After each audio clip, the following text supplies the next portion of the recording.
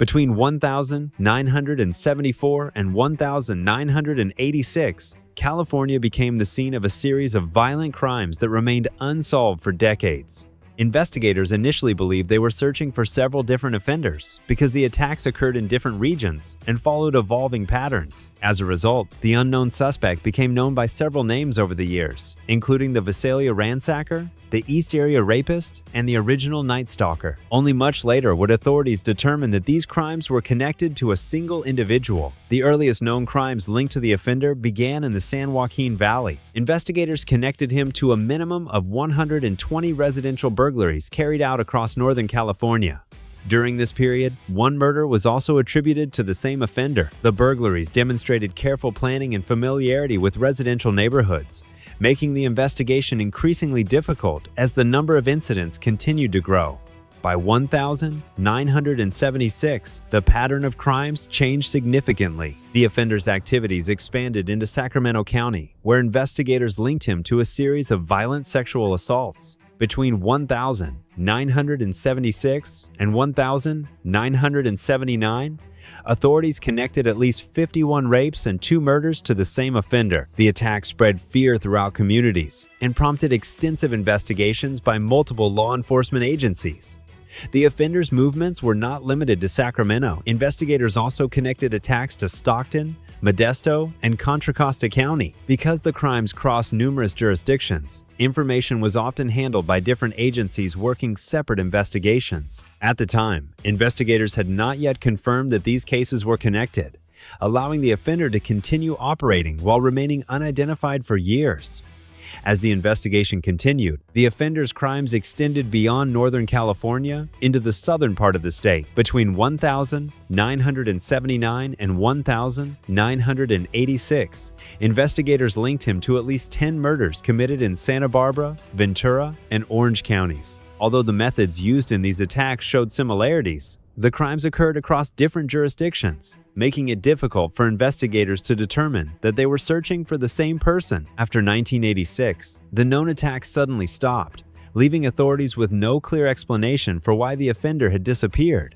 Throughout the investigation, detectives from multiple law enforcement agencies worked thousands of leads. Numerous individuals were considered possible suspects over the years, but each was eventually eliminated through DNA evidence, verified alibis, or other investigative methods. Despite decades of work, investigators were unable to identify the person responsible. Authorities also believe the offender attempted to intimidate both victims and investigators. According to the investigation, he made obscene telephone calls and may have sent written communications. These reported contacts became another element of the case, but did not immediately lead to his identification.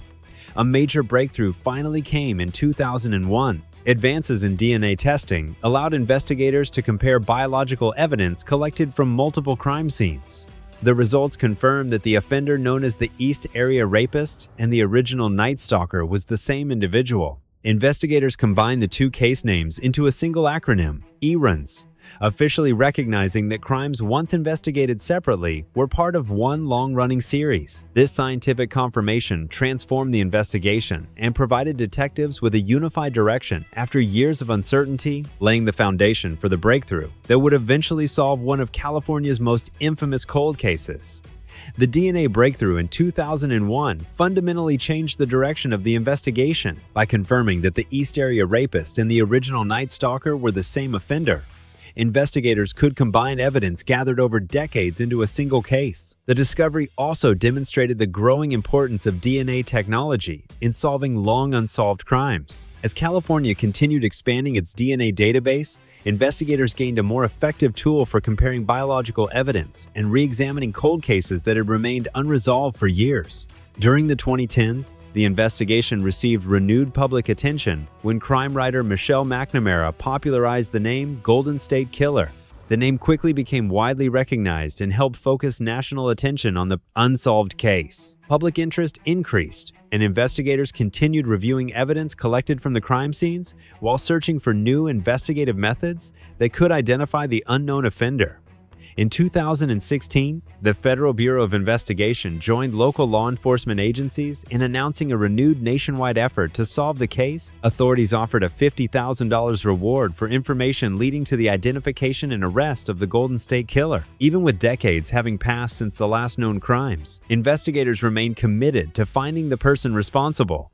The investigation reached its defining breakthrough in April 2018 through forensic genetic genealogy. Rather than searching for an exact DNA match, investigators identified members of the suspect's family using publicly available genetic relationships and then narrowed their investigation. That process ultimately led authorities to Joseph James DeAngelo Jr. based on DNA evidence. He was charged with 8 counts of first-degree murder. At the same time, investigators publicly announced for the first time that the Visalia ransacker crimes were also connected to DeAngelo, bringing together investigations that had remained separate for decades.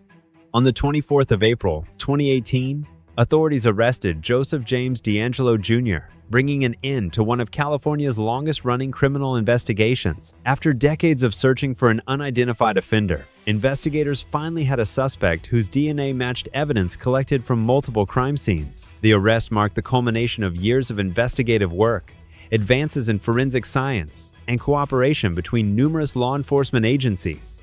Following his arrest, prosecutors filed 8 counts of first-degree murder based on the available evidence. As the investigation continued, additional legal action followed. In August 2018, prosecutors also charged DeAngelo with 13 kidnapping and abduction-related offenses connected to crimes committed during the 1970s.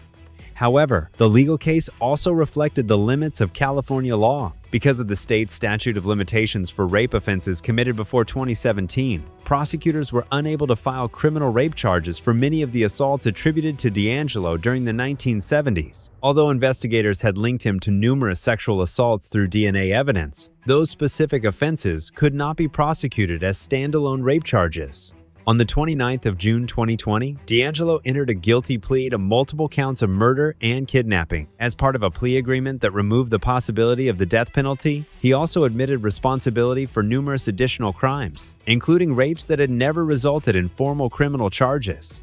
The legal proceedings concluded on the 21st of August 2020, when DeAngelo was sentenced to life imprisonment without the possibility of parole. The sentence formally closed a case that had challenged investigators for more than 4 decades and demonstrated how advances in forensic science ultimately helped solve one of California's most notorious cold cases. The Golden State Killer investigation became one of the most significant cold cases in American criminal history because it demonstrated how advances in forensic science could transform an investigation that had remained unsolved for decades. For years, detectives worked with limited technology, relying on witness statements, physical evidence, and traditional investigative methods. Although those efforts identified patterns and narrowed possibilities, they were not enough to reveal the offender's identity. The case changed the way many investigators approach cold cases involving biological evidence. The successful use of DNA analysis, followed by forensic genetic genealogy, showed that evidence collected decades earlier could still play a critical role when examined using modern techniques. Rather than depending solely on new witnesses or confessions, investigators were able to revisit preserved evidence and apply scientific methods that had not existed when the crimes were originally committed. The investigation also highlighted the importance of cooperation between multiple law enforcement agencies. Because the crimes had crossed numerous jurisdictions over many years, information from different departments eventually had to be combined to establish the full scope of the offender's actions. Connecting the Visalia ransacker, East Area rapist, and original Night Stalker investigations into a single case proved essential to understanding the pattern of crimes. Although Joseph James DeAngelo Jr. was identified and convicted, the investigation remains an important example of how persistence, evidence preservation, interagency cooperation, and scientific advancement can resolve cases long considered unsolvable. The successful identification of the Golden State Killer continues to influence cold case investigations, demonstrating that even after decades have passed, carefully preserved evidence can still provide the answers investigators have been seeking. For more than 40 years, the identity of the offender remained unknown despite extensive investigations, thousands of leads, and the efforts of numerous law enforcement agencies across California. The crimes had been investigated under different names because authorities initially believed they were searching for multiple offenders operating in separate regions. Only through advances in DNA analysis and later forensic genetic genealogy were investigators able to connect the evidence and identify a single suspect. The arrest of Joseph James DeAngelo Jr. in 2018 marked the end of one of the longest and most complex investigations in California's history. His guilty plea in 2020 eliminated the need for a lengthy trial, while his admissions acknowledged responsibility for numerous crimes beyond those formally charged. The sentence of life imprisonment without the possibility of parole ensured that the criminal proceedings reached a final legal conclusion. The Golden State Killer investigation remains a landmark example of how preserved evidence and evolving forensic technology can solve cases that once appeared impossible to resolve. It also demonstrated the value of long-term cooperation between investigators, forensic scientists, and multiple law enforcement agencies working toward the same objective over many years. Although the crimes themselves cannot be undone, the investigation ultimately provided answers after decades of uncertainty. The case stands as a reminder that cold cases are not necessarily forgotten cases. As investigative methods continue to advance, evidence collected years earlier may still reveal the truth. The resolution of this investigation showed that persistence, scientific progress, and careful examination of preserved evidence can eventually identify an offender, even after decades have passed, bringing one of California's most notorious cold cases to its legal conclusion. In 1982, a series of disappearances involving young women in Washington state began drawing the attention of law enforcement. Many of those who vanished were alleged prostitutes or vulnerable teenage runaways who had last been seen in the Seattle and Tacoma areas. At first, the disappearances appeared unrelated, but investigators soon recognized a disturbing pattern as bodies began to surface in remote locations. The investigation changed dramatically when the first known victim's body was discovered in July 1982. Within a short period, 4 more victims were found in or near the Green River in King County. Because the earliest discoveries were linked to that location, the unidentified offender became known to the public as the Green River Killer. While some media outlets also referred to him as the Green River Strangler, the discovery of multiple victims in the same area immediately suggested that authorities were dealing with a serial offender rather than isolated crimes. As investigators continued examining the case, they determined that most victims had been strangled before their bodies were abandoned in wooded or overgrown locations throughout South King County. The victims shared similar backgrounds, leading detectives to believe the killer deliberately selected women he believed were less likely to draw immediate attention when they disappeared. The locations where bodies were recovered showed a consistent pattern that suggested the offender was familiar with the area and intentionally chose secluded dumping sites. With the number of victims steadily increasing, the case quickly became one of the largest homicide investigations in Washington state. Detectives faced mounting public pressure as the killer continued to evade identification, leaving investigators searching for the person responsible while fear spread throughout the surrounding communities. As additional victims were discovered throughout 1,982 in the years that followed, the investigation expanded rapidly. The growing number of connected homicides prompted the King County Sheriff's Office to establish the Green River Task Force, bringing together detectives dedicated to identifying the unknown offender. The scale of the investigation continued to grow as evidence was collected from multiple crime scenes and hundreds of leads were examined, yet the killer remained unidentified. To gain further insight into the offender's behavior, investigators sought assistance from specialists experienced in violent crime investigations.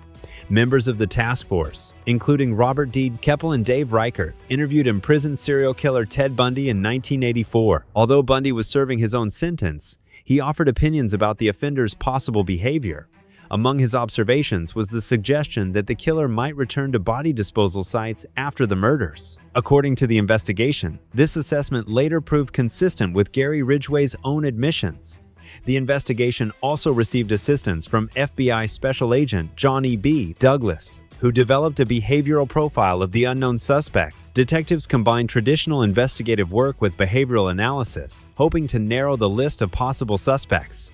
Gary Ridgway first came to investigators' attention in connection with the Green River murders in 1983, after the disappearance of Marie Malvar. Witness information and additional tips led detectives to interview him as a potential suspect.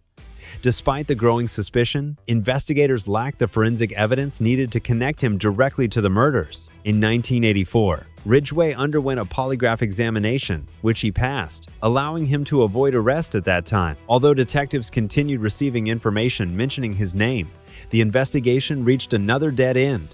In the green after his arrest, prosecutors faced a critical decision. They could pursue a death penalty trial based on the murders they could already prove, or negotiate a plea agreement that might reveal the fate of many victims whose disappearances had never been fully resolved. Investigators chose the second option, believing it offered the best chance to recover additional remains and provide long-awaited answers to victims' families. On the 5th of November 2003, Gary Ridgway pleaded guilty to 48 counts of aggravated first-degree murder. In exchange for avoiding the death penalty, he agreed to cooperate with investigators by identifying burial locations, explaining details of the crimes, and helping recover victims who had remained missing for years. Prosecutors stated that the agreement allowed them to establish the truth about far more murders than would likely have been proven through a lengthy trial.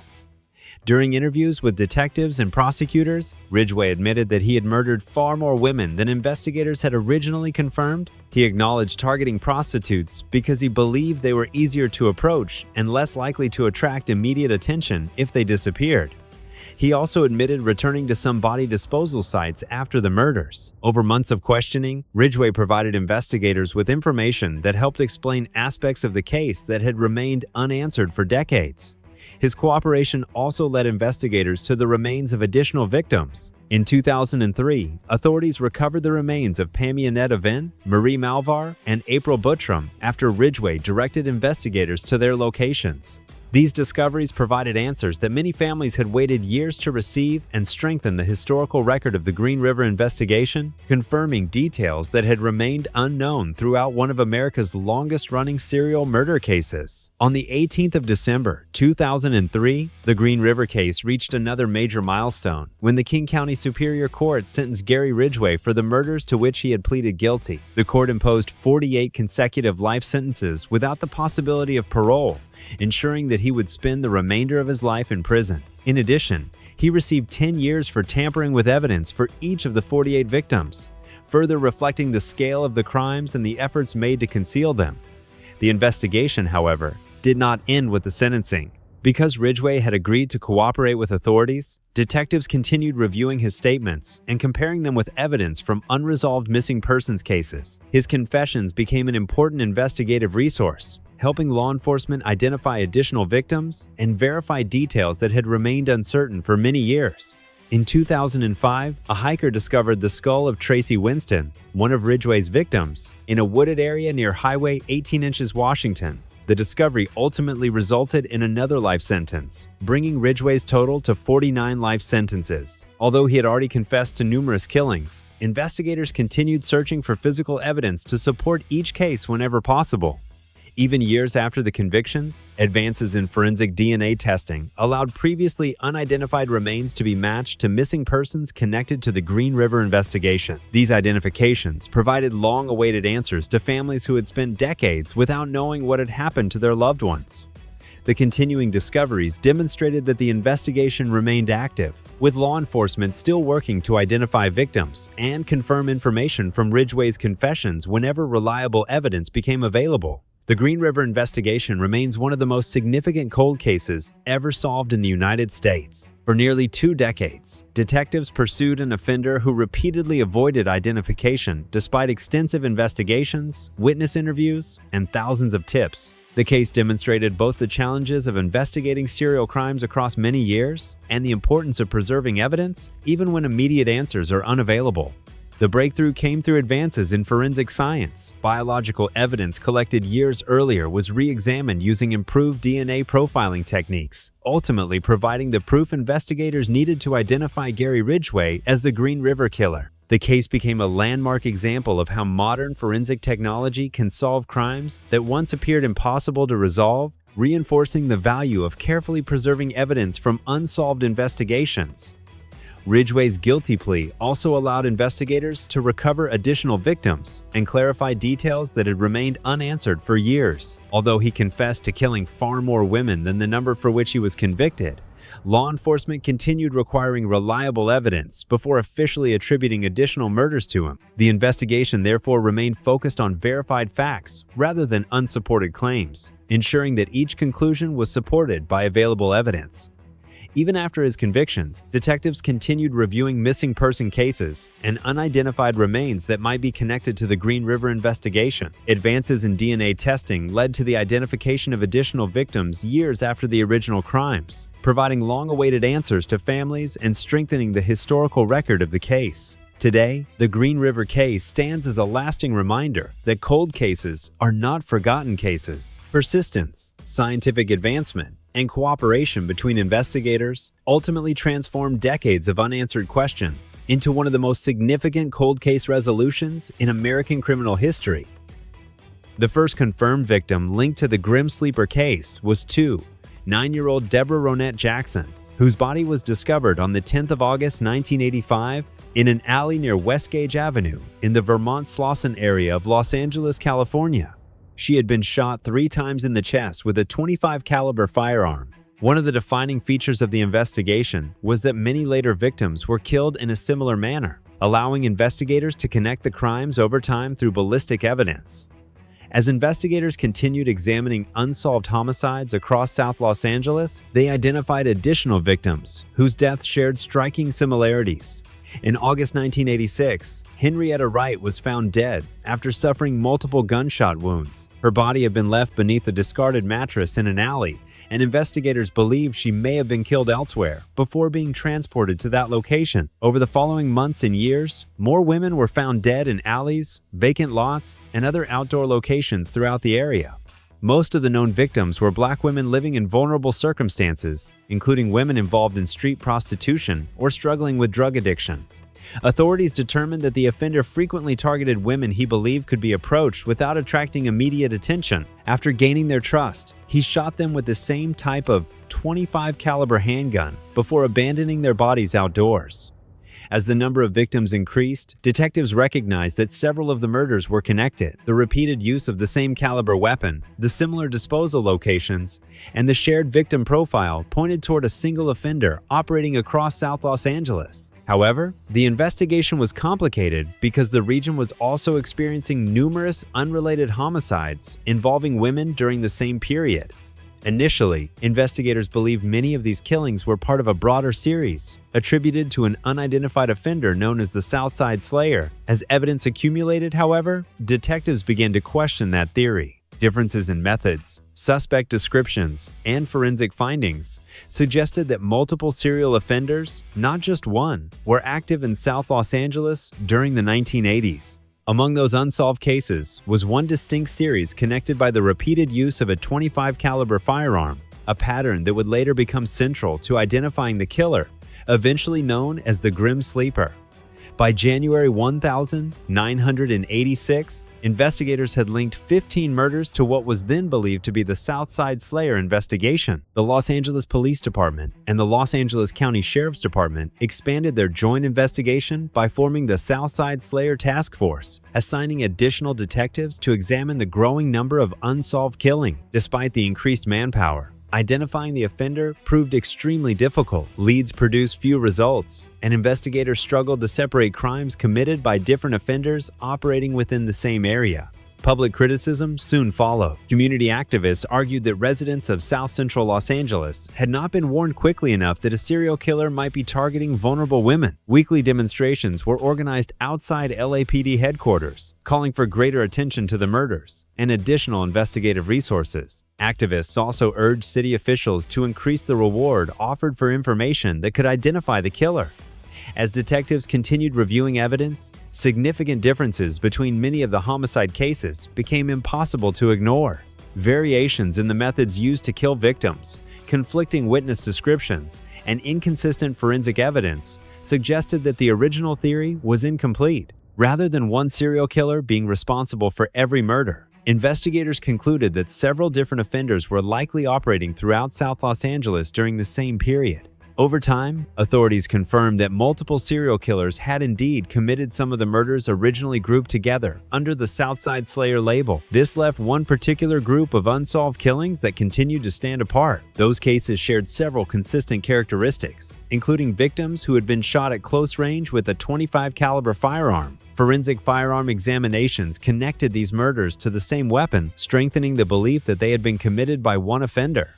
The earliest confirmed connection in that series linked the murders of Deborah Jackson in 1985 and Henrietta Wright in 1986. By 1987, investigators had connected 7 victims through ballistic evidence, all displaying similar crime scene characteristics. Despite these links, the identity of the killer remained unknown.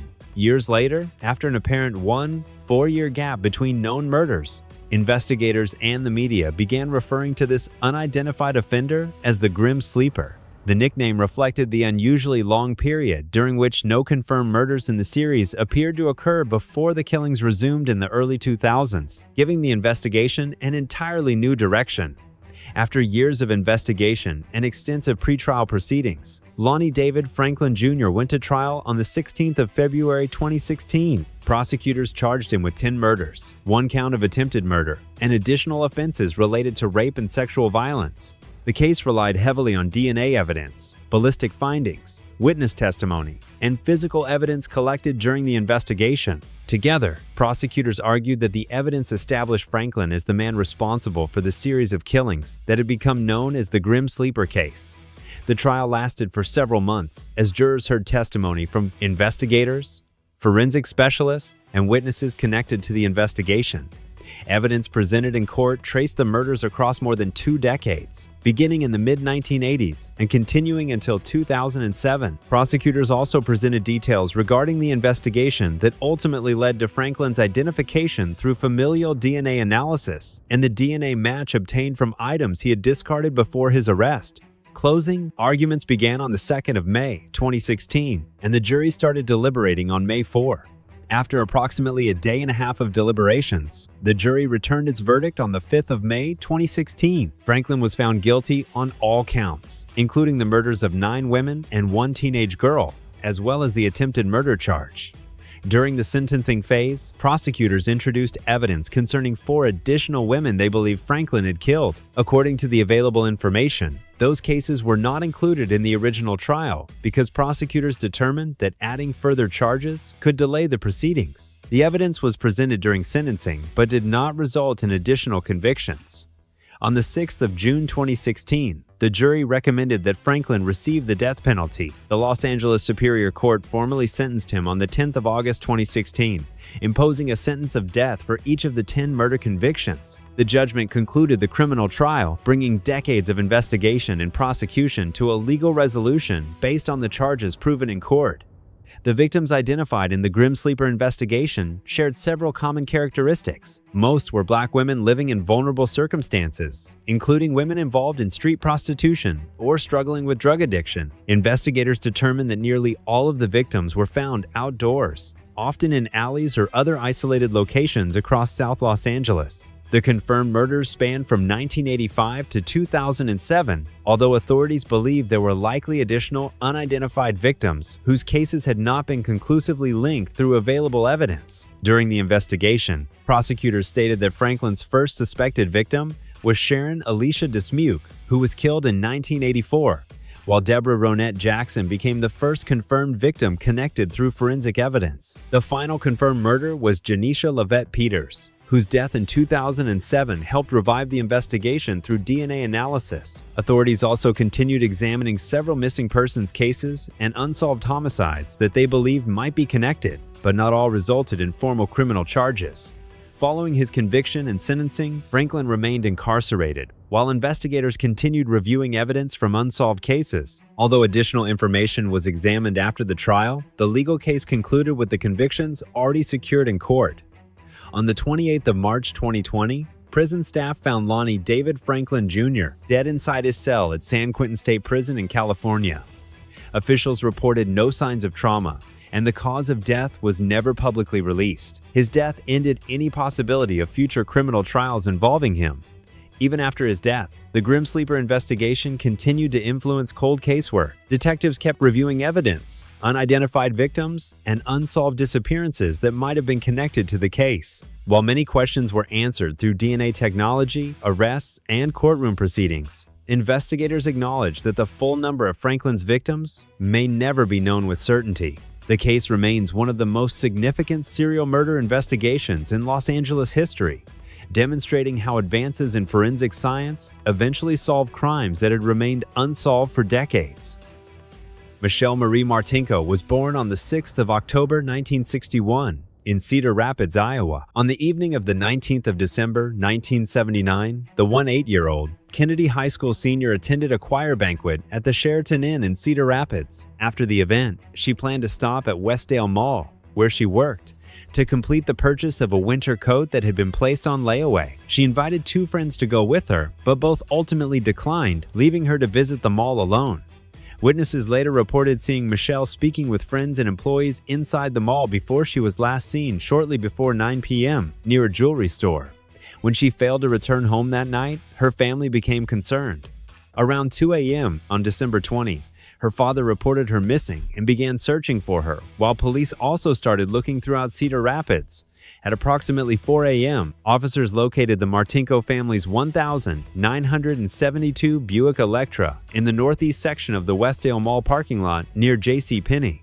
Michelle was discovered inside the vehicle, collapsed across the passenger seat. She had been stabbed multiple times in the face, neck, and chest. Investigators also documented defensive wounds on her hands, indicating she had fought against her attacker during the assault. Police determined that the attack had taken place inside the vehicle because there was no significant blood evidence outside the car. The medical examiner estimated that Michelle had died sometime between 8 p.m. and 10 p.m. Investigators concluded that robbery was not the motive because cash remained inside her purse, and the examination found no evidence of sexual assault. The murder weapon appeared to have been a sharp-pointed object, although its exact type could not be identified. No usable fingerprints were recovered, leading investigators to believe the killer may have worn gloves. From the beginning, detectives believed the unusually violent nature of the attack suggested the killing was deeply personal, but they had no clear suspect and very few immediate leads. Police immediately appealed to the public for information, but the investigation produced few solid leads. During the first weeks after Michelle Martinko's murder, detectives interviewed hundreds of people, followed up on numerous tips, and attempted to reconstruct her final movements at Westdale Mall. Several individuals were questioned extensively and later eliminated through interviews, alibis, or polygraph examinations. Investigators also looked into local rumors, including reports that Michelle had received threatening phone calls before her death, but police stated they found no evidence supporting those claims. Another early development involved a woman who later reported seeing two vehicles in the mall parking lot during the early morning hours of December 20. She recalled noticing a man standing beside the driver's door of one of the cars, later believed to be Michelle's vehicle. However, because she initially believed the information was unrelated to the timeline reported in the news, the observation was never immediately passed to detectives. By the time police learned about her account months later, valuable investigative opportunities had already been lost. As the case continued, detectives pursued multiple suspects. One man who had committed a violent knife attack in Cedar Rapids shortly before Michelle's murder became a significant person of interest. Although investigators carefully examined his background and questioned him extensively, he denied involvement. Years later, DNA testing conclusively excluded him as the source of the biological evidence recovered from the crime scene. In June 1980, investigators released a composite sketch based on descriptions provided by witnesses under hypnosis. The sketch portrayed a young white male believed to have been seen near the shopping center around the time of the killing. Detectives continued conducting interviews, with hundreds of people questioned and dozens participating in hypnosis sessions in hopes of recovering forgotten details. Despite these efforts, no arrest followed. As months turned into years, the investigation gradually slowed. A reward was offered for information leading to the killer, but no evidence proved sufficient to identify the person responsible, and Michelle Martinko's murder eventually became one of Iowa's most enduring cold cases. By the mid-1980s, the investigation had largely stalled despite years of interviews, public appeals, and repeated reviews of the evidence. Michelle Martinko's parents continued, hoping that the person responsible would eventually be identified, but the case remained unsolved. Her father later filed a lawsuit against the owners of Westdale Mall, alleging that reasonable security had not been provided on the night of the murder. The legal dispute ultimately reached the Iowa Supreme Court, which ruled in favor of the mall owners. Michelle's father died in 1995, followed by her mother in 1998, both without seeing the case resolved. A major breakthrough finally came in 2006 when a newly assigned cold case investigator reopened the evidence. While carefully reviewing preserved case files and clothing collected from the original investigation, the investigator discovered what was believed to be previously unidentified blood belonging to the killer. Using modern forensic techniques unavailable in 1979, specialists developed a partial DNA profile from the sample. The DNA profile was entered into the Combined DNA Index System, CODIS, the national law enforcement database used to compare crime scene DNA with known offenders. Despite the strength of the profile, no matches were found. Investigators continued collecting DNA samples from numerous individuals who had been considered potential suspects over the years. More than 60 people were eventually tested and eliminated, while many additional tips failed to identify the killer. In 2017, investigators turned to a company specializing in DNA phenotyping to generate an updated approximation of the suspect's appearance, based solely on genetic information. The resulting images differed significantly from the original 1,980 composite sketch, depicting a man with blonde hair and blue eyes, while also providing age-progressed versions reflecting the decades that had passed. After the new images were released publicly, police received more than 100 additional tips. Although none immediately solved the case, the renewed attention generated valuable information and marked the beginning of a new investigative strategy that relied on advances in forensic science rather than traditional witness testimony alone.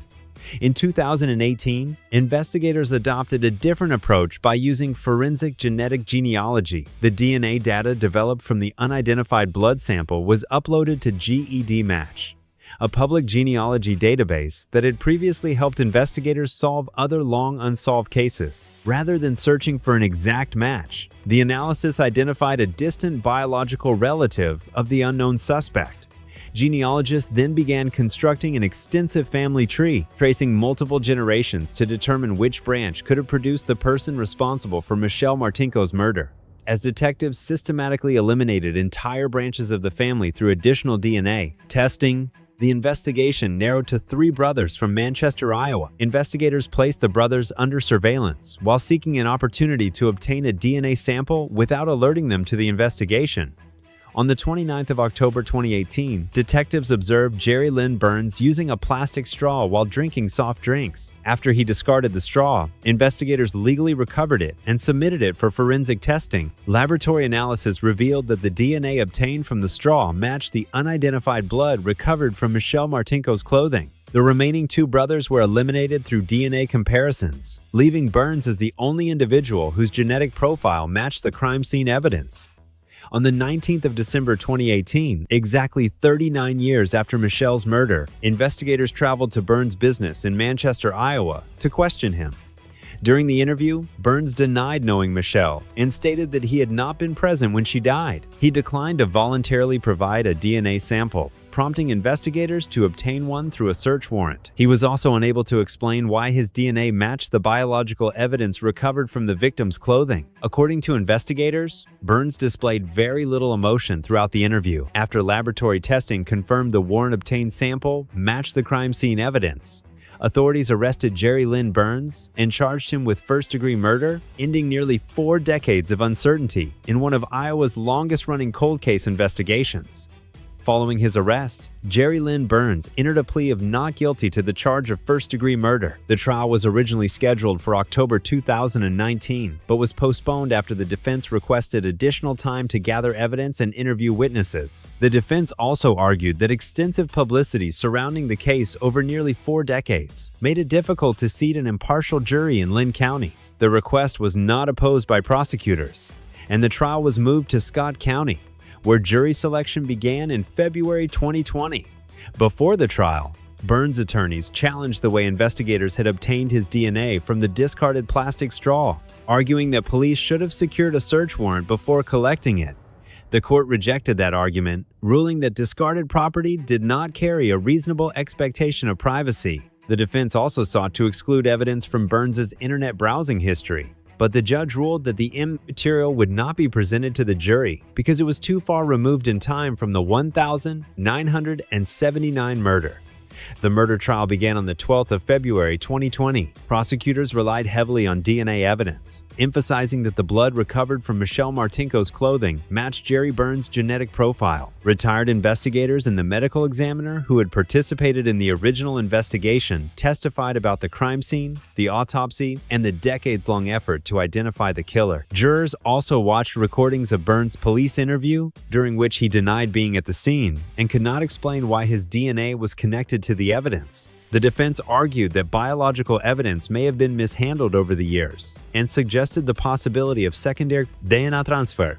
A forensic consultant testified about that possibility, although he did not state that it had occurred in this case. Prosecutors responded with testimony, explaining that the evidence had been handled according to accepted forensic practices. After hearing the evidence and arguments from both sides, the case was submitted to the jury for deliberation, bringing the decades-old investigation to its final stage. On the 24th of February 2020, after reviewing the evidence presented during the trial, the jury reached a decision after approximately 3 hours of deliberation. Jerry Lynn Burns was found guilty of first-degree murder in the death of Michelle Martinko. The conviction marked the end of a nearly 40-year investigation that had remained unsolved despite decades of police work, witness interviews, and advances in forensic technology. Under Iowa law, a conviction for first-degree murder carries a mandatory sentence of life imprisonment without the possibility of parole. Before sentencing, Burns' defense team requested a new trial, arguing that legal errors had occurred during the proceedings and that issues involving the collection and use of DNA evidence should have affected the outcome. The court reviewed the arguments but did not overturn the conviction. On the 7th of August 2020, Jerry Lynn Burns was formally sentenced to life in prison without parole for the murder of Michelle Martinko. The sentence brought legal consequences to a case that had remained open since 1979, when an 8-year-old high school student was found murdered inside her family's vehicle at Westdale Mall in Cedar Rapids, Iowa. Burns later appealed his conviction, arguing that investigators had violated his rights by collecting his discarded DNA sample and that there were additional issues related to evidence presented during the trial. The appeal was reviewed by the Iowa Supreme Court, which considered the arguments raised by the defense. On the 31st of March 2023, the Iowa Supreme Court upheld Jerry Lynn Burns' conviction, rejecting his appeal and confirming the original verdict. The decision left the life sentence in place and officially ended the remaining legal challenges connected to the case.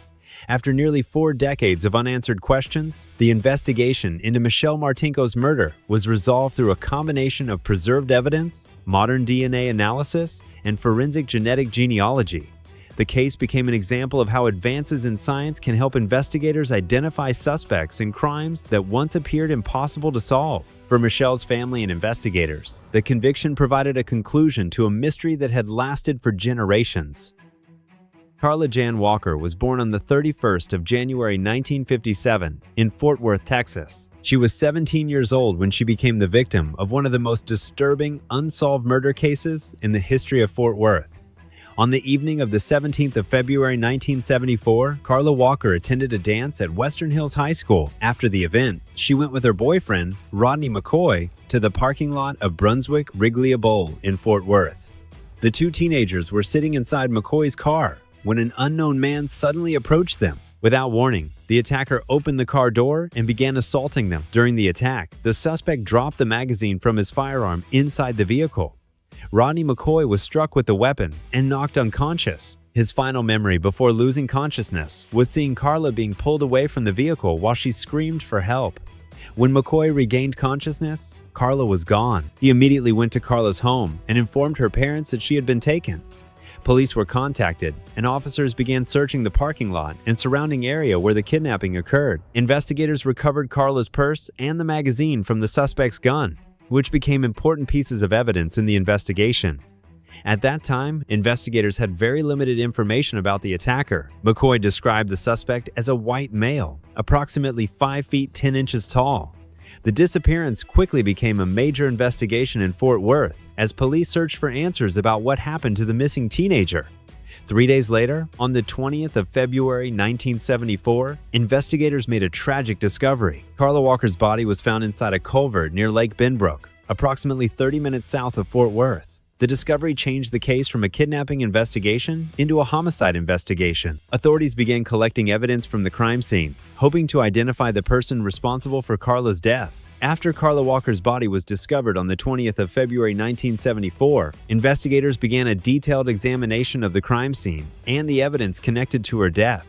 The autopsy revealed that Carla had suffered severe injuries before her death. Investigators determined that she had been alive for approximately 2 days after she was abducted. She had been beaten, sexually assaulted, and strangled. Toxicology testing also showed that morphine had been found in her system. The investigation became one of the highest priority cases for Fort Worth authorities. Detectives worked to identify the person responsible by examining every piece of available evidence. At the crime scene and from Carla's clothing, investigators recovered biological evidence believed to have come from the attacker. Her dress and other clothing items were carefully preserved because detectives understood that future advances in forensic technology might help identify the killer. However, in 1974, DNA testing did not exist. The biological evidence collected from the case could not be used to identify a specific person. Investigators interviewed numerous people and developed several possible suspects. One person who attracted attention was Glenn Samuel McCurley, a man who had purchased a .22 Ruger pistol that used the same type of magazine found at the bowling alley parking lot. When questioned by police, McCurley stated that his firearm had been stolen from his truck. He agreed to take a polygraph examination, and after he passed the test, investigators did not consider him a suspect at that time. As years passed, the case continued without an arrest. The evidence remained preserved, but investigators lacked the technology needed to connect the biological material to a specific individual. A mysterious letter also became part of the investigation. A person claimed to have information about the killer, but the letter did not provide enough evidence to identify or charge anyone. For decades, Carla Walker's murder remained unsolved. The case became a cold case, but investigators never completely closed the file. The biological evidence collected in 1974 would eventually become the key to solving the case, as advances in forensic science decades later allowed detectives to revisit evidence that had remained untouched for years. For 46 years, the murder of Carla Walker remained unsolved. The evidence collected in 1974 stayed preserved, waiting for technology that did not exist at the time of the crime. In 2020, investigators decided to take another look at the biological evidence recovered from Carla Walker's clothing. The evidence was sent to Othram Incorporated, a company specializing in advanced DNA testing of older and degraded samples. The new forensic technology allowed scientists to develop a DNA profile from the evidence that had remained unsolved for decades. The DNA results provided investigators with a new direction. Detectives began working with the genetic information and continued searching for a possible connection to the person responsible for Carla's murder. The investigation eventually led authorities back to Glenn Samuel McCurley, who had previously been questioned in the original investigation because of his connection to a firearm that matched evidence found at the crime scene. At the time of the original investigation, McCurley had been interviewed by police. He had explained that his .22 Ruger pistol was stolen from his truck. After taking a polygraph examination and passing it, he was no longer considered a primary suspect. Decades later, investigators re-examined his possible connection using modern DNA methods.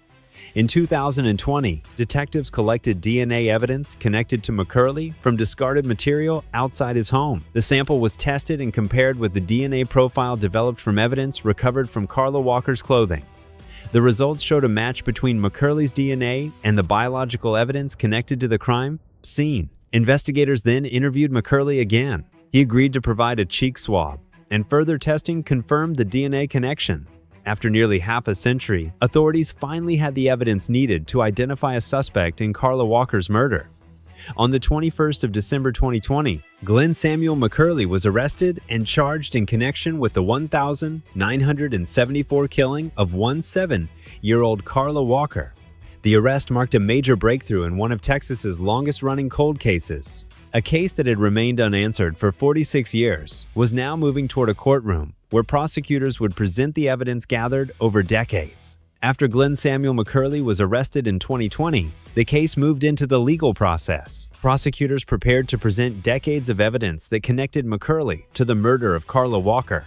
The case received renewed attention because of the amount of time that had passed since the crime. For investigators, the main focus was proving that the DNA evidence recovered from Carla's clothing was connected to McCurley. During the investigation, authorities also revisited other evidence from 1974. One important piece of evidence was the .22 Ruger pistol connected to McCurley. Investigators discovered that the firearm, which McCurley had previously claimed was stolen, was still hidden inside his home decades later. The weapon became another significant part of the prosecution's case because it matched the type of firearm connected to evidence recovered from the night Carla was abducted. McCurley's trial began in August 2021. Prosecutors presented evidence gathered from both the original investigation and the modern forensic examination. The case included testimony about the events of the 17th of February 1974, the discovery of Carla's body, the evidence collected at the crime scene, and the DNA testing that finally identified a suspect. For decades, investigators had preserved the evidence from Carla's clothing, but the technology needed to analyze it did not exist during the original investigation. The DNA breakthrough became the central evidence that connected McCurley to the crime. During the trial, prosecutors argued that the DNA match and additional evidence showed McCurley was responsible for Carla Walker's death. As the trial continued, McCurley faced the possibility of being convicted after nearly 50 years of unanswered questions surrounding the case. On the third day of the trial, Glenn Samuel McCurley changed his plea and pleaded guilty to the murder of Carla Walker. The guilty plea ended the courtroom battle before the trial reached a full conclusion. After decades of uncertainty, the family of Carla Walker finally received a legal resolution in the case. McCurley was sentenced to life in prison without the possibility of parole for the murder of Carla Walker. After Glenn Samuel, McCurley pleaded guilty to the murder of Carla Walker in 2022. The court moved forward with sentencing. McCurley received a sentence of life in prison without the possibility of parole. The sentence officially ended a case that had remained unresolved for 46 years. For Carla Walker's family and the investigators who worked on the case across multiple generations, the conviction represented the conclusion of a long investigation that began in 1974. The case demonstrated how advances in forensic science changed the way cold cases could be investigated. Evidence that had been collected decades earlier, but could not be analyzed at the time, eventually became the key to identifying the person responsible. Investigators credited the breakthrough to the combination of preserved evidence, modern DNA technology, and continued efforts by detectives who returned to the case years later. Although McCurley was convicted for Carla Walker's murder, investigators also examined whether he could have been connected to other crimes involving young women in the Fort Worth area during the 1970s and 1980s. Authorities considered possible connections to other unsolved cases, but McCurley was never charged with any additional crimes. During the investigation, detectives also reviewed his past and the circumstances surrounding the original crime. However, the evidence presented in court focused specifically on the murder of Carla Walker. The case became an example of how families of cold case victims can wait decades before receiving answers. Carla's death had remained unresolved through changing generations of investigators, but the preserved evidence eventually allowed authorities to identify and prosecute the person responsible. Glenn Samuel McCurley remained incarcerated following his conviction. He later died in July 2023 while serving his sentence. The death of McCurley did not change the outcome of the case. His conviction remained the official legal conclusion, and Carla Walker's name became associated with one of the longest-running cold cases in Texas history to be solved through DNA evidence. The murder of Carla Jan Walker began as a tragic crime in Fort Worth, Texas, on the 17th of February 1974 and remained unanswered for nearly half a century. At only 17 years old, Carla was a high school student whose life ended after she was taken from a bowling alley parking lot. The investigation that followed involved extensive police work, interviews, evidence collection, and years of searching for answers. The case remained unsolved for decades because investigators did not have the technology needed to analyze the biological evidence recovered from the crime scene. However, the evidence was preserved, and advances in forensic science eventually allowed investigators to reopen the case. In 2020, advanced DNA testing provided the breakthrough that detectives had been waiting for. The DNA evidence connected Glenn Samuel McCurley to the crime. After further investigation and additional testing, authorities arrested him and charged him with Carla Walker's murder. In 2022, McCurley pleaded guilty and was sentenced to life in prison without the possibility of parole. The Carla Walker case became another example of how modern DNA technology has transformed cold case investigations. Evidence collected decades earlier can now provide answers that were impossible to obtain at the time. For investigators, the case showed the importance of preserving evidence and continuing to search for the truth even when many years have passed. For Carla Walker's family, the conviction brought a legal resolution after decades of waiting. The case officially ended with Glenn Samuel McCurley's conviction and later death in prison in July 2023. More than 46 years after Carla Walker was killed, the investigation that began in 1974 finally reached its conclusion through the combination of traditional police work and modern forensic science.